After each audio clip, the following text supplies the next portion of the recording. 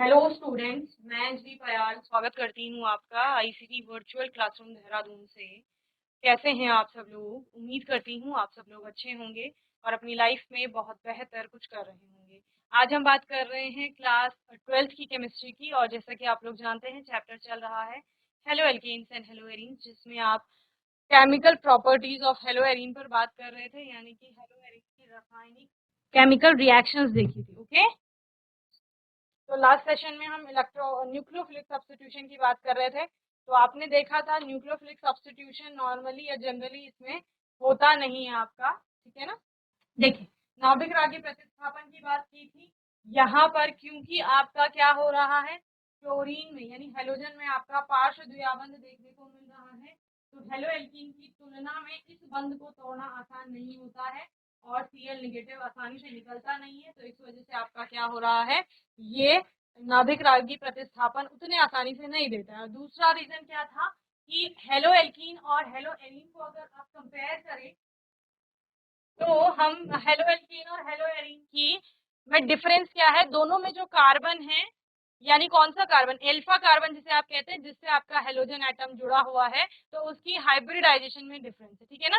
Basically आपका alkyl halide का जो अल्फा कार्बन है वो sp3 हाइब्रिडाइज्ड है, और जबकि आपका हेलो एरीन में जो कार्बन है वो sp2 हाइब्रिडाइज्ड है। तो दोनों में एस कैरेक्टर में आपको डिफरेंस मिल रहा है। sp2 में आपका एस कैरेक्टर अधिक है और sp3 में आपका एस कैरेक्टर जो है वो कम है, ठीक है ना। sp2 में आपका एस कैरेक्टर अधिक है तो इलेक्ट्रोनेगेटिविटी अधिक होगी, sp3 में कम है तो उसकी इलेक्ट्रोनेगेटिविटी आपकी यहाँ पर sp3 में क्या होगी, कम होगी। तो यहाँ पर इस तरह से हमने क्या बोला, sp2 संकरित कार्बन आसानी से इलेक्ट्रॉन को जाने नहीं देते, तो आसानी से इलेक्ट्रॉन को जाने नहीं देगा Cl के साथ, यानी Cl नेगेटिव हेलोजन जो आपका एटम है वो हेलाइड आयन के रूप में आपका निकलेगा नहीं, और जब वो निकलेगा नहीं तो न्यूक्लियोफिलिक सब्स्टिट्यूशन रिएक्शन उतनी आसानी से नहीं होगा, ठीक है ना। ये हमने देखा।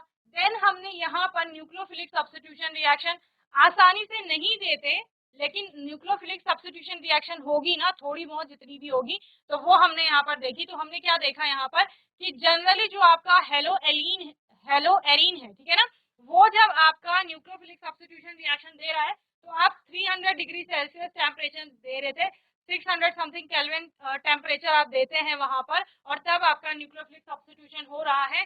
जबकि अगर आपका ऑर्थो और पैरा पर कोई न्यूक्लियोफाइल आ जाता है तो उस केस में न्यूक्लियोफिलिक सब्स्टिट्यूशन और आसान हो जाता है, ठीक है। क्या बोला मैंने, ऑर्थो और पैरा पोजीशन पर अगर आपका न्यूक्लियोफाइल आ गया है तो वो क्या कर देता है, वो और आसान बना देता है न्यूक्लियोफिलिक सब्स्टिट्यूशन रिएक्शन। तो आपने देखा इस केस में पैरा पर आपका नाइट्रो ग्रुप है जिसमें कि आपको सिर्फ 150 डिग्री सेल्सियस टेम्परेचर देना पड़ रहा है और तब आपका अभिक्रिया संपन्न हो जाती है। नेक्स्ट केस में आपका ऑर्थो पे भी नाइट्रो ग्रुप आ गया है जहां पर सिर्फ 100 डिग्री सेल्सियस पर आपका रिएक्शन कंप्लीट हो जाती है, ठीक है ना। देन आपने बोला ऑर्थो पैरा, दोनों ऑर्थो और पैरा पोजीशन पर आपका NO2 ग्रुप है, तो आपसे फॉर्म करेंगे रिएक्शन मिक्सचर को एंड रिएक्शन आपका कंप्लीट हो जाएगी, ठीक है ना। ये किस वजह से हो रहा है, ऑर्थो और पैरा पोजीशन पर जब आपका न्यूक्लियोफाइल आ रहा है यानी कि नाइट्रो ग्रुप प्रेजेंट है, then the ring become more electron deficient, जो आपका रिंग है वो ज्यादा इलेक्ट्रॉन डेफिशिएंट हो रही है, जिसकी वजह से वो न्यूक्लियोफिलिक सब्स्टिट्यूशन रिएक्शन आपका दे रही है, ठीक है ना। अब हमने क्या बोला, अब हमने बोला कि जो आपका न्यूक्लियोफिलिक सब्स्टिट्यूशन रिएक्शन है, अगर उसके मैकेनिज्म की बात हम करें, ठीक है ना, कौन सी क्रिया विधि को फॉलो करती है, तो कौन कौन सी क्रिया विधि आपने यहाँ पर देखी, एक आपने SN1 देखी और दूसरा आपने यहाँ पर क्या देखी, SN2 देखी, ठीक है। SN1 में आपने क्या बोला था, यहाँ पर कार्बोकेटाइन की फॉर्मेशन हुई, यही बोला था। SN2 में आप क्या कह रहे थे, ट्रांजिशन स्टेट की बात कर रहे थे। दो चीजें थी, SN1 में आपका क्या है, यहाँ पर कार्बोकेटाइन यानी कार्ब धनायन भी जिसे आप बोल रहे हो उसकी फॉर्मेशन हो रही है, और SN2 में आपका क्या हो रहा है, यहाँ पर आपकी ट्रांजिशन स्टेट आ रही है, ठीक है। तो कार्बोकेटाइन हम पहले देखते हैं, हम किसकी बात कर रहे थे, बार बार हम क्लोरोबेंजीन को लेकर के चल रहे हैं इस तरह से, ठीक है। इसकी SN1 के थ्रू अगर आपका ये रिएक्शन होती है तो क्या होगा, Cl आपका निगेटिव के फॉर्म में अलग हो जाएगा, यहाँ पर फॉर्मेशन होगी किसकी, कार्बोकेटाइन, और ये कौन सा कार्बोकेटाइन है आपका, फिनाइल कार्बोकेटायन है। ठीक है, ये फिनाइल कार्बोकेटायन जो होता है ये अस्थायी होता है, यानी कि ये उतना स्थायी नहीं होगा। स्थायी तो इसका अच्छा नहीं है।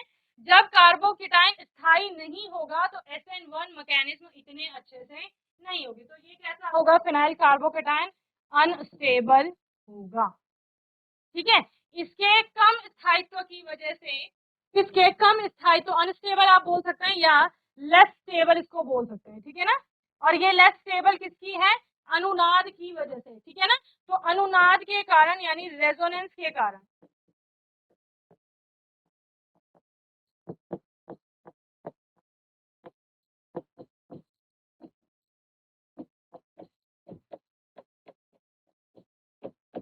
रेजोनेंस के कारण कम स्थायी होता है, जिससे ये SN1 क्रियाविधि की संभावना यहाँ पर समाप्त हो जाती है। ठीक है ना, अब दूसरे की बात करते हैं। यहाँ पर SN2 की हम लोग बात करते हैं। SN2 में आपने क्या बोला, जो आपका जैसे क्लोरोबेंजीन था, यहाँ पर SN2 की हम लोग बात कर रहे हैं, तो आपके पास जैसे क्लोरोबेंजीन,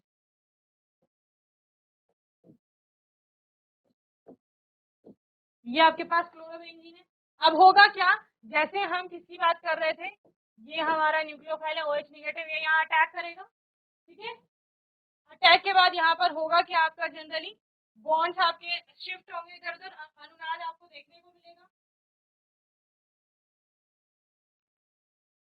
यहाँ पर था क्या, पश्च आक्रमण का केस था। पश्च आक्रमण यानी बैक से आपका या ऑपोजिट डायरेक्शन से आपका क्या होता है, अटैक होता है इस प्रकार।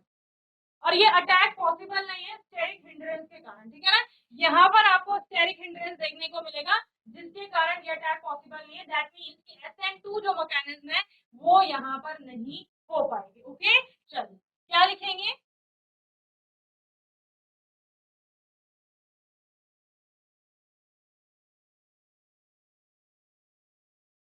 पश्च आक्रमण पर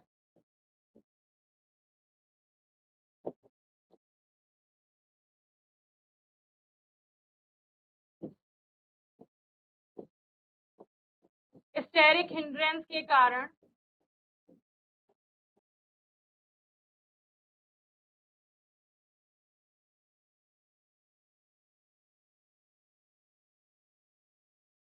आसान या संभव नहीं। ठीक है, चलिए, जब SN1 पॉसिबल नहीं है, SN2 पॉसिबल नहीं है, तो कौन सी मैकेनिज्म यहाँ पर काम करेगी, तो इसकी अपनी मैकेनिज्म है, जिसको क्या कहा जाता है, SNAR मैकेनिज्म कहा जाता है। क्या कहा जाता है, एराइल हैलाइड के लिए SNAR मैकेनिज्म। ठीक है, SNAR मैकेनिज्म में आपका होता क्या है, जिस तरह से रेजोनेंस वो शो कर रहा था उसी तरह से कुछ यहाँ पर होगा। जैसे आपके पास क्या है, यहाँ पर बेंजीन रिंग आप यहाँ पर बना लेंगे।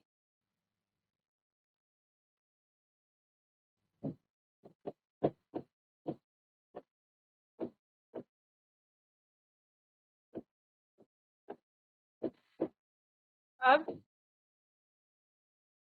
OH निगेटिव की बात कर रहे थे, जैसे न्यूक्लियोफाइल यहाँ पर आएगा, क्या होगा, बॉन्ड बनेगा आपका और बॉन्ड शिफ्ट होगा। ठीक है ना, किस तरह से शिफ्ट होंगे आपके बॉन्ड,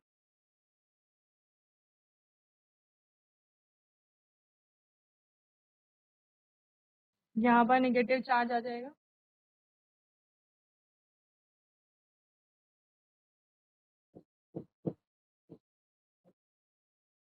इस तरह से। ठीक है, अब क्या होगा,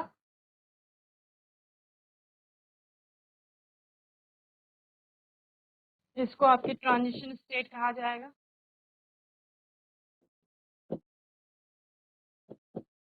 और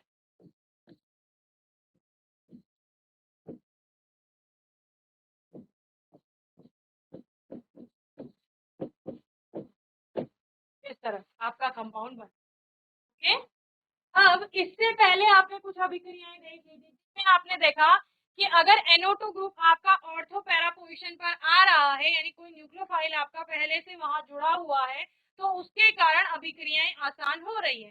दैट मीन्स कि ये जो यहाँ पर क्लोरो ग्रुप जुड़ा हुआ था, ये न्यूक्लियोफाइल के लिए, उन न्यूक्लियोफाइल के लिए या उस नाइट्रो ग्रुप के लिए क्या था, ऑर्थो पैरा डायरेक्टिंग था। तो इन हेलोजन को क्या, इसीलिए क्या कहा जाता है, आपका ऑर्थो पैरा डायरेक्टिंग भी कहा जाता है, यानी ऑर्थो पैरा निर्देशक ग्रुप्स भी कहा जाता है। तो आप क्या बताएंगे यहाँ पर ऑर्थो और पैरा पर,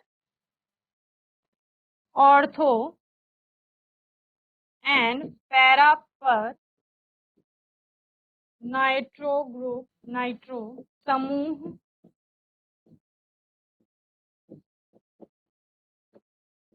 लगाने पर वह इसको, किसको, जो आपका ट्रांजिशन स्टेट बनी, लगाने पर वह ट्रांजिशन स्टेट को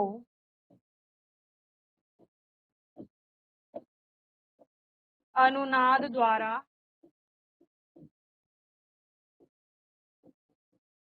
स्थायित्व प्रदान करता है। ठीक है, अनुनाद द्वारा क्या कर रहा है, स्थायित्व प्रदान कर रहा है। इसका मतलब जो मेटा है, मेटा में ऐसा नहीं हो रहा है, क्यों, क्योंकि मेटा में आपका जो N है, नाइट्रो ग्रुप का जो नाइट्रोजन है, उसमें अनुनाद नहीं जा रहा। ठीक है, इसलिए वो स्थायित्व प्रदान नहीं कर रहा था। और आप दूसरा क्या कह सकते हैं, जो यहाँ पर हेलोजन है, ये क्या है, आपका ऑर्थो पैरा डायरेक्टिंग है, आने वाले ग्रुप को या ऑर्थो और पैरा पोजिशन पर आपका भेज रहा है। क्यों, क्योंकि वहीं पर आपका नेगेटिव चार्ज डेवलप हो रहा है। अगर आप इससे पहले भी मैकेनिज्म हमने एक बार बनाई थी, जो अनुनाद की हमने संरचनाएं देखी, तो उन केस में भी हमने क्या बोला, देखो ऑर्थो पोजीशन है, पैरा पोजीशन है आपकी, और ऑर्थो पोजीशन है, यहीं पर नेगेटिव चार्ज आपका आ रहा है। तो आने वाला जो आपका ग्रुप होगा वो यहीं आपका अटैक कर रहा है, क्योंकि वो उन पोजीशन को ज्यादा आपका निगेटिवली चार्ज आपका बना रहा है। ठीक है ना, इस तरह। चलिए अब बात करते हैं, हमारे पास एक और है इलेक्ट्रोफिलिक सब्स्टिट्यूशन रिएक्शन। क्या है, electrophilic substitution reaction. Electrophilic substitution को समझने से पहले अगर आप क्रियाविधि देखेंगे कि किस तरह से ऑर्थो पैरा एंड मेटा पर आपका किस तरह से आपका चल रहा है, जो रेजोनेंस के द्वारा आप बोल रहे हैं स्ट्रक्चर, या फिर जो आपका बेसिकली वहां पर न्यूक्लियोफिलिक सब्स्टिट्यूशन जो हो रहा है वो कैसे हो रहा है। ठीक है ना, ऑर्थो पर हम देखें सबसे पहले, तो आपके पास क्लोरोबेंजीन था आपके पास, और उसमें ऑर्थो पर आपका क्या आ जाएगा, एक नाइट्रो ग्रुप आ जाएगा। ठीक है, Cl है आपके पास, और न्यूक्लियोफाइल का अटैक होगा यहाँ। ठीक है, यहाँ पर इस ऑर्थो पोजीशन पर आपका क्या है, NO2 ग्रुप।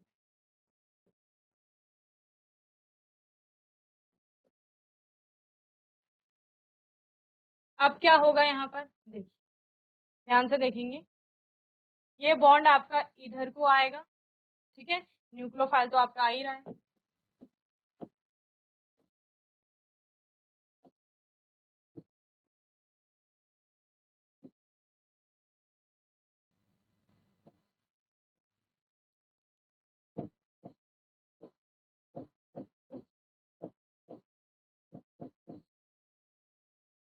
यहाँ आपका क्या आ गया, माइनस चार्ज।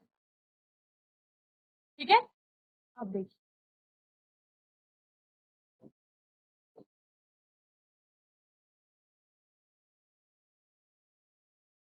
यहाँ पर आपका न्यूक्लियोफाइल ने अटैक कर दिया।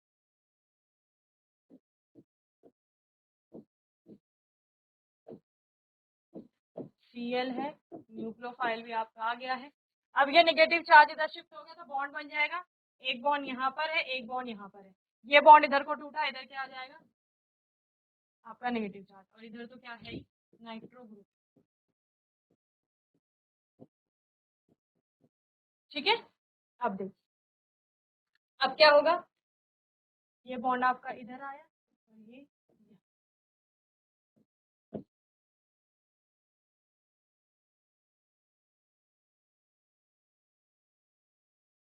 बस आपको ध्यान रखना है कि जो आपका नेगेटिव चार्ज है वो पैरा और ऑर्थो ही पोजीशन पर आएगा, बाकी मेटा पोजीशन पर वो नहीं जाएगा, ठीक है ना। चलिए, तो यहाँ पर आपका डबल बॉन्ड आ गया है, ये डबल बॉन्ड है। अब नेगेटिव चार्ज यहाँ इस ऑर्थो पोजीशन पर चला गया है, यहाँ तो आपका NO2 है।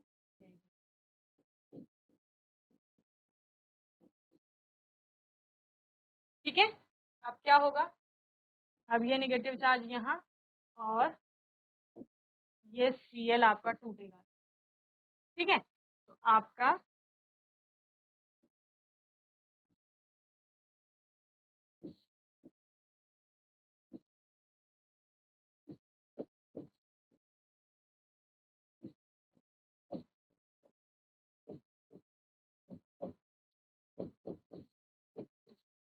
इस तरह से कंपाउंड बन, यहाँ पर आपका एक और स्टेप आप लगा सकते हैं बीच में, जहाँ पर कि आप बीच में उसमें क्या दिखाते हैं, रेजोनेंस भी दिखाते हैं। लास्ट स्टेप क्या था आपका,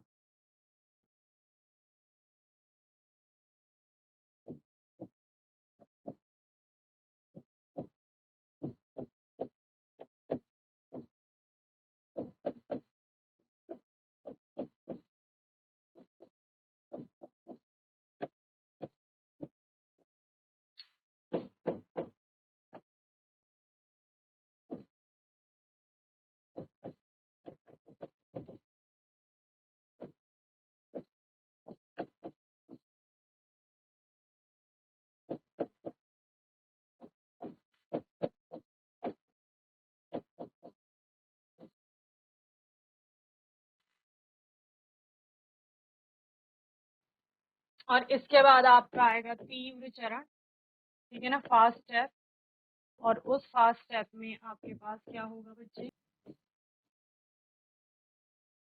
बेंजीन रिंग है आपके पास, उसमें न्यूक्लियोफाइल का अटैक है और यहाँ पर आपका क्या था, NO2,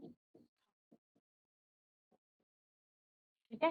ये तो Cl से लेकर चले जाओ, यहाँ पर आपका Cl था और क्या आ गया है, न्यूक्लियोफाइल आ गया, ओके। जैसे आप OH को ले लेते तो OH के रिफ्लेक्स में आप देख सकते हैं।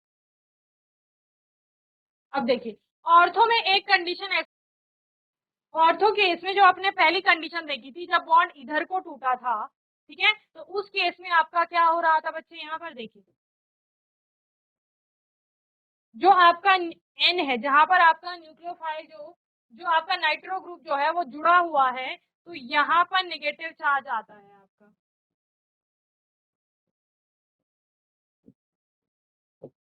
ठीक है। तो ये इधर को भी शिफ्ट हो सकता है, समझ रहे आप, यानी नाइट्रोजन पर वो चार्ज आपका शिफ्ट हो सकता है। इसलिए क्या हो रहा है, जो आपने क्या कहा, नाइट्रोजन में अनुनाद जब आएगा तब आपका वो पॉसिबल हो पा रहा है ऑर्थो में। चलिए, अब नेक्स्ट केस अपना लेकर के चलते हैं, क्या था हमारे पास, पैरा। पैरा के केस में क्या है,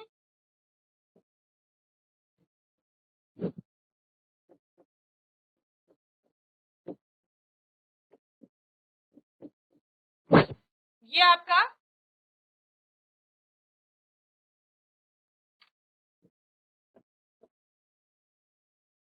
पैरा नाइट्रो क्लोरोबेंज, ओके। अब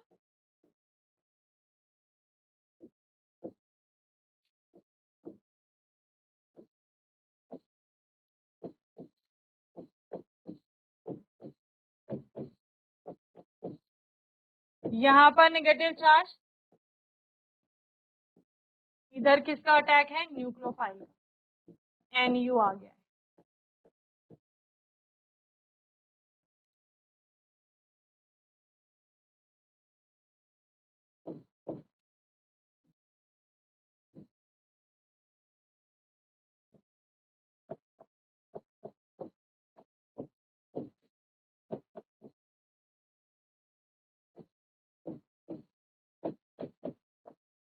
अब यहाँ नेगेटिव चार्ज देखो, अब यहाँ से ये नेगेटिव चार्ज इधर नाइट्रोजन पर आपका शिफ्ट हो सकता है, जा सकता है ना।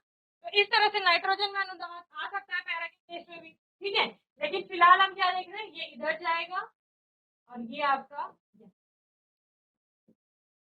तब आपकी कौन सी कंडीशन बनेगी,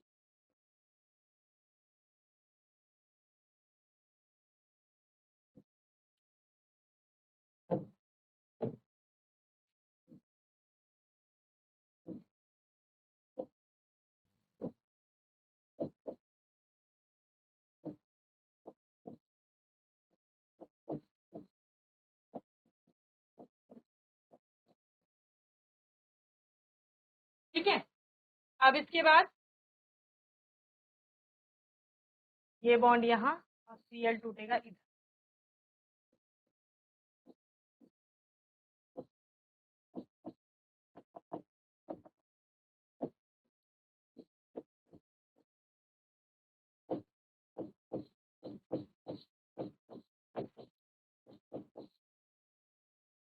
इसके बाद ये सारे थे आपके धीमे चरण, और फास्ट स्टेप यानी तीव्र चरण आपका क्या है, जहां पर Cl आपका टूट करके अलग हो जाएगा। तो आपका क्या बन गया फिर से,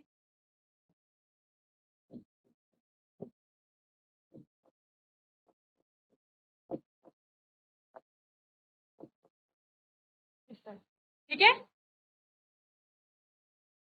और आखिरी में आपके बॉन्ड एज इट इज आ जाते हैं, वो आप बना सकते हैं ठीक है। इस केस में भी वैसे ही बना लेंगे जैसे आपने वहां यूज किया।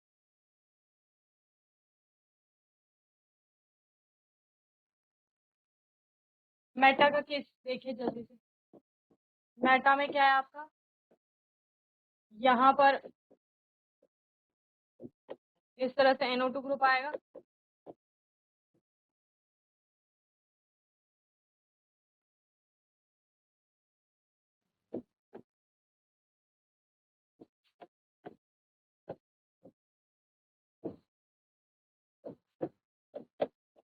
न्यूक्लियोफाइल का अटैक होगा,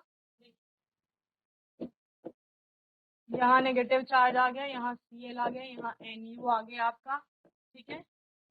और इधर तो आपका नाइट्रो ग्रुप है, ठीक है। आगे में क्या होगा,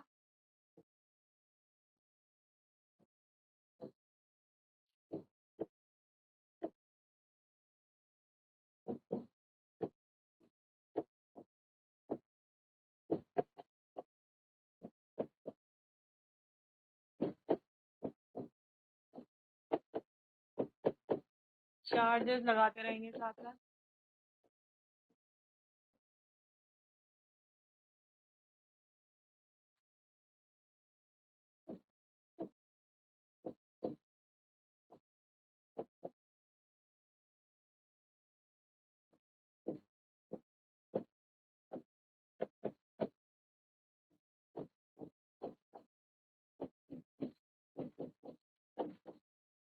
ठीक है।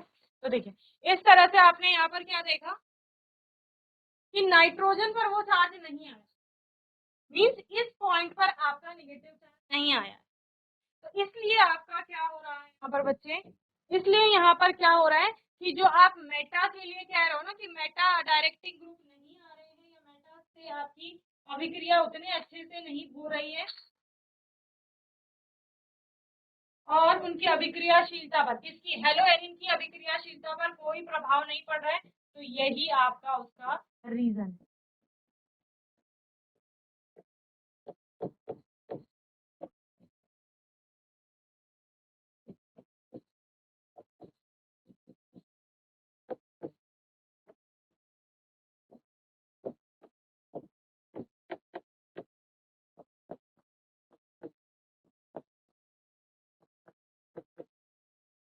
ठीक है, चलिए। तो यहाँ पर हमने इनकी अभिक्रियाशीलता मैकेनिज्म की बात की, यहाँ पर SNAR मैकेनिज्म को फॉलो कर रहे हैं, और फिर हमने देखा ऑर्थो पैरा मेटा के कारण जो अभिक्रिया हो रही है, ठीक है। तो उसकी मैकेनिज्म क्या है, आने वाले सेशन में हम बात करेंगे इलेक्ट्रोफिलिक सब्स्टिट्यूशन की।